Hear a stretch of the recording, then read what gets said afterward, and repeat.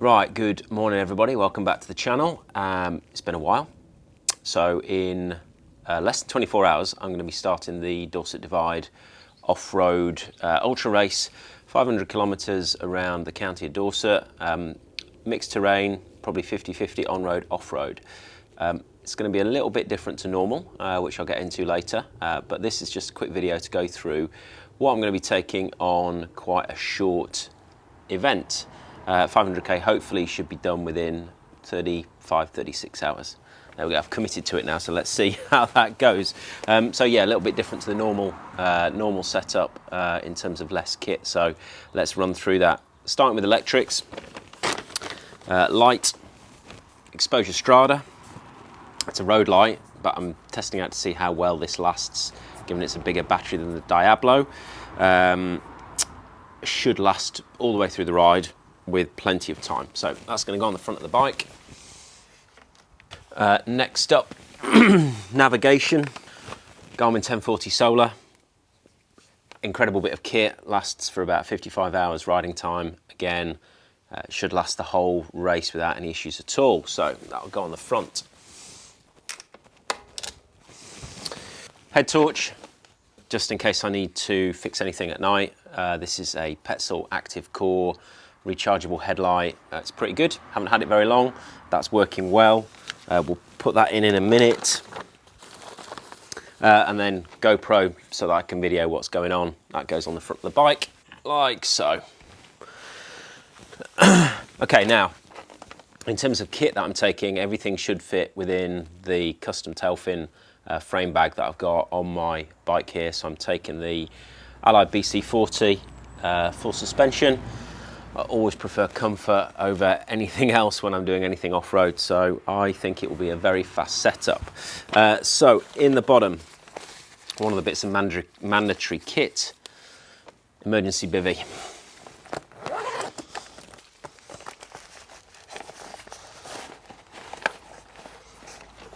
Tuck away down there. Next up, spare inner tubes, 2 Tubolitos. I always use Tubolitos as my emergency tubes just because they take up so little space. Compare this to a normal butyl 29er inner tube and they take up a fifth the space at least. So that's 2, which is tiny, amazing. They can go in there.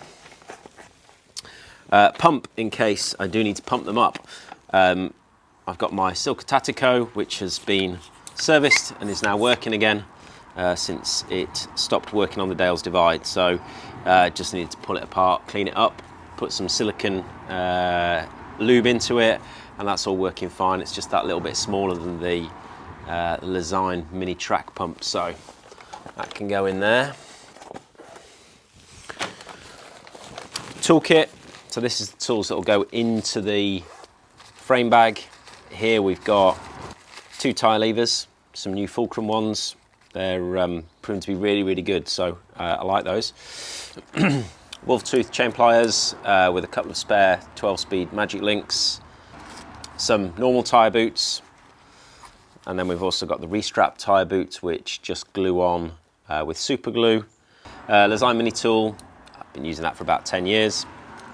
No issues with it. Pack of Tubolito patches. If you do use Tubolitos, make sure to get the special patches because normal patches don't work. I always carry 2 inner tubes and spare patches so that I can replace both tyres if I lose tubeless twice. Bits and pieces, so spare derailleur hanger and a spare set of brake pads for the front. And that tucks into the back of the frame bag.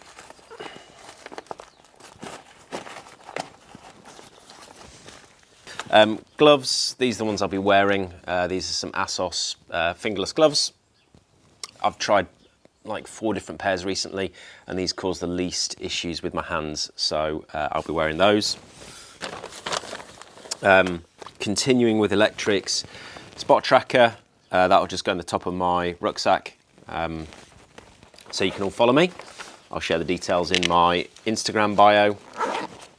I'm taking a hydration pack because it's off-road and I've got no space there for bottles and off-road, you're always going to get covered in sheep shit and cow shit, and you don't really want to be drinking that. So this is an Evoc, it's actually an e-bike one, and that will take a 2-litre bladder, which should keep me going long enough with water. In addition, in there, I will have, it's not here, my Gore Shake Dry jacket, super lightweight, and I put that in here so I can get to it really quickly if it starts raining.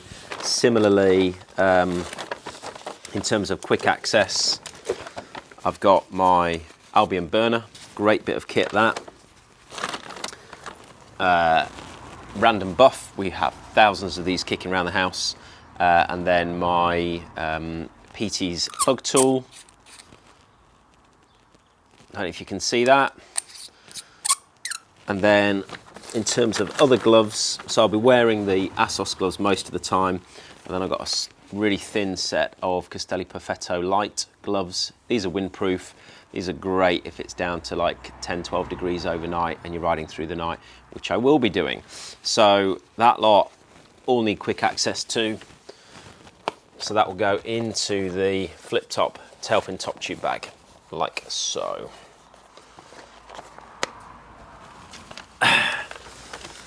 Spare electrics. So in here, just in case, I've got 2 spare SRAM batteries.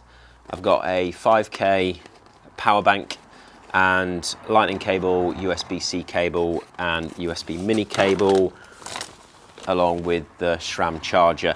The 3 batteries should easily last. I mean, that should last about 60, 70 hours, but you never know. And I've not raced this straight through like that without taking spare batteries yet. So don't want to run out. I shouldn't need any of that because the whole electric setup is good for 55, 60 hours minimum. It lasted that long on Dorset Divide, so I'm not expecting to need this, but you never know. Now, rear light, just a cheap cat eye, that's going on the tail fin. I'll come back to why I've got the tail fin in a minute. Lube, in case it's wet, you never know. It's the UK, anything can happen. The forecast is actually for a little bit of rain on Friday, so I may get a couple of hours, kind of lunchtime Friday onwards to the finish. Hopefully that is it, because I don't want a wet race. Electrolytes, it was a very, very hot race last year, so these are now on the mandatory kit list. I don't normally take them, and the weather forecast isn't for it to be very hot, so you know, it is what it is. Got to take the mandatory kit. Okay, earphones, listen to a bit of music. They can go in there.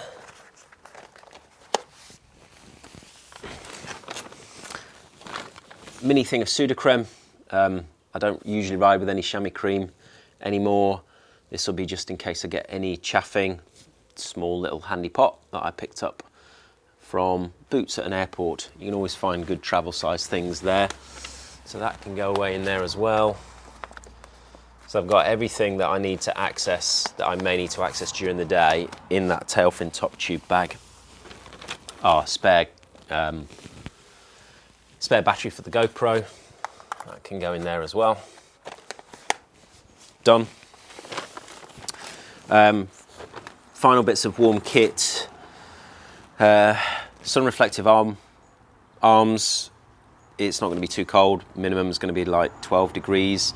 These are really, really good because they just give a little bit of warmth at night, but also during the day they keep the sun off and mean you don't need as much sunscreen and you're less likely to burn yourself. And also you can put some cold water on it and have evaporative cooling if it's really, really hot day. I'll probably start with those on, but they can tuck away in there, up at the top. Riding through the night, 12 degrees might get a little bit chilly without anything to keep me warm. I've been using this pedal-led Alpha Fleece for the last couple of races now, and it's rapidly becoming my favourite bit of kit. It's great for riding in because it's super breathable, and it just gives enough warmth when you're riding, so that yeah, in 10-12 degrees I'll be plenty warm enough with that, my jersey, my arm warmers, and if it gets colder, then put my shake dry on, and that will keep me nice and warm. And that goes away in there. Stuffs up nice and small, which is good. And then final bit of kit, just to keep the knees warm at night, some Castelli SPF 50 knee warmers, which again, quite lightweight. They're not going to add much heat, but just enough for going through the night when it's kind of 12 degrees or so.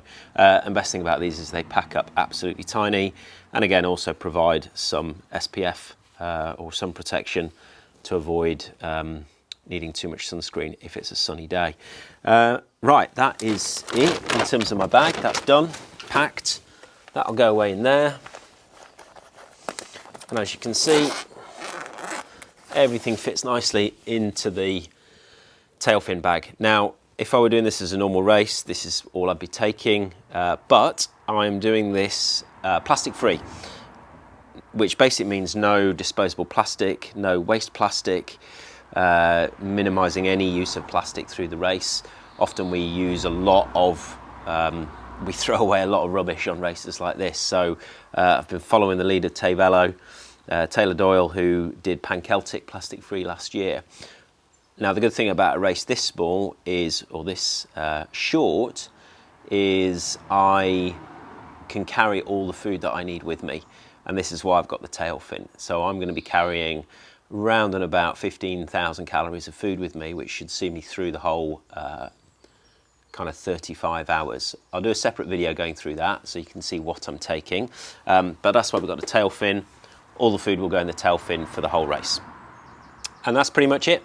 That's all you need for a 500k off-road ultra race around the UK when it's not going to be super cold or super wet. Any questions, shoot it in the comments down below. Is there anything that you would take that I've been missing? Or do you think I'm taking anything that's surplus to requirements? Anyway, leave a comment down below, and follow the dots, which will be on Follow My Challenge. So if you go to followmychallenge.com, you'll be able to find Dorset Divide as one of the currently active trackers. I have no idea what cap number I will be, but I will post that into my Instagram and Facebook feeds. Right, I hope you enjoyed that, and I will see you all on the race line. All right, cheers, bye.